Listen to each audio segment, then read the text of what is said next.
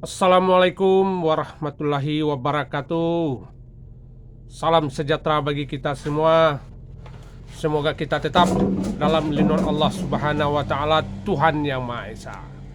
Jumpa kita lagi dengan channel. Ya, agak-agak pedas sedikit lah. Gerindra sudah mencalonkan kembali Prabowo Subianto sebagai calon presiden untuk tahun 2024. Jadi kalau kita tidak salah ini sudah yang keempat kali nih Prabowo ini mencalonkan diri jadi presiden. 3 kali gagal. Jadi kalau saya nggak salah 3 kali gagal. Nah, dia coba untuk keempat kalinya nih. Apakah akan berhasil? Nah, waktulah yang akan menjawab nantinya. Nah, sekarang cuman kita yang agak mengherankan juga ini. Seharusnya kalaulah begini caranya, tentu seorang Prabowo Subianto, kalau menurut saya sebagai masyarakat biasa, dia harus gentleman nih. Dalam arti kata, karena dia sudah dicalonkan, sudah diusung oleh partainya untuk menjadi calon tahun 2024 calon presiden, tentu dia harus mundur dari kabinet. Seharusnya harus mundur dari kabinet. Supaya apa? Supaya jangan mengganggu lah. Mengganggu dalam arti kata jalannya permintaan Jokowi ini. Jadi fokus kepada satu tujuan saja. Nah, kalau dia masih dalam kabinet, tentu dua fokusnya. Pertama, dia bekerja sesuai tupoksinya di Menteri Pertahanan Keamanan. Sudah pasti terganggu.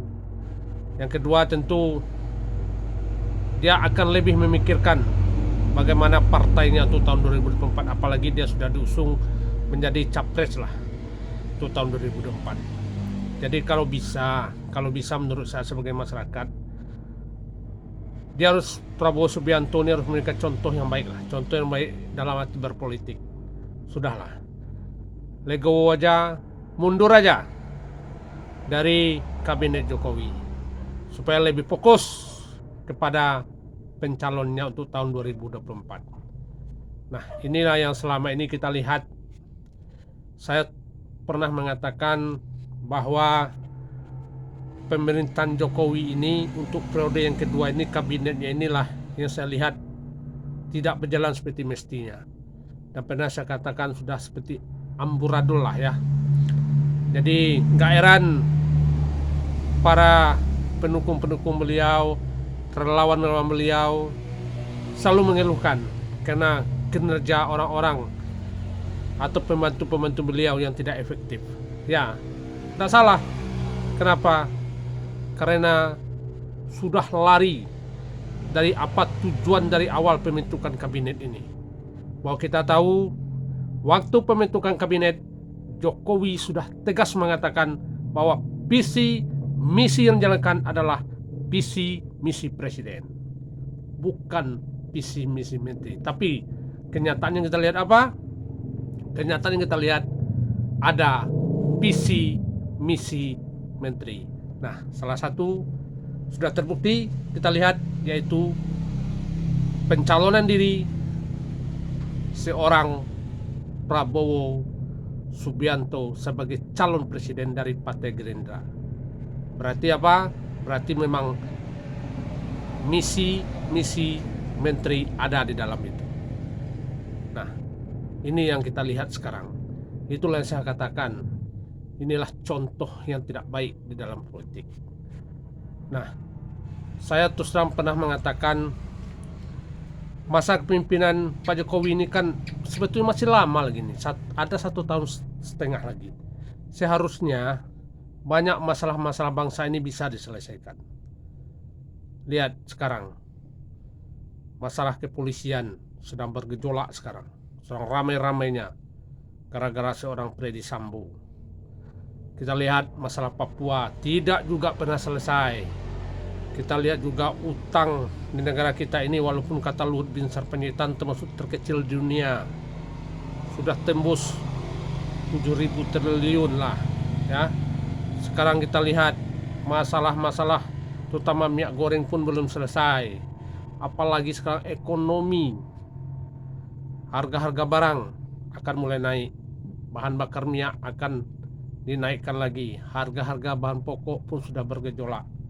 Nah, inilah yang sebetulnya yang menjadi seharusnya perhatian fokus pemerintah.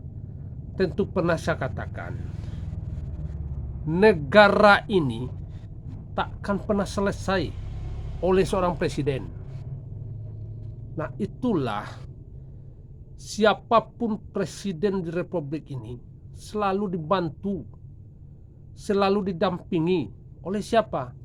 Oleh kaum-kaum intelektual. Saya pernah sering juga bilang begitu. Siapa kaum-kaum intelektual itu? Orang-orang pemikir, orang-orang pintar sekali presiden, yang membantu presiden, yang fokus kepada untuk menjalankan visi, misi, program apa kemauan dari isi kepala presiden. Dia harus fokus untuk membantu presiden. Nah, ini kan tidak kita lihat. Sudah mulai.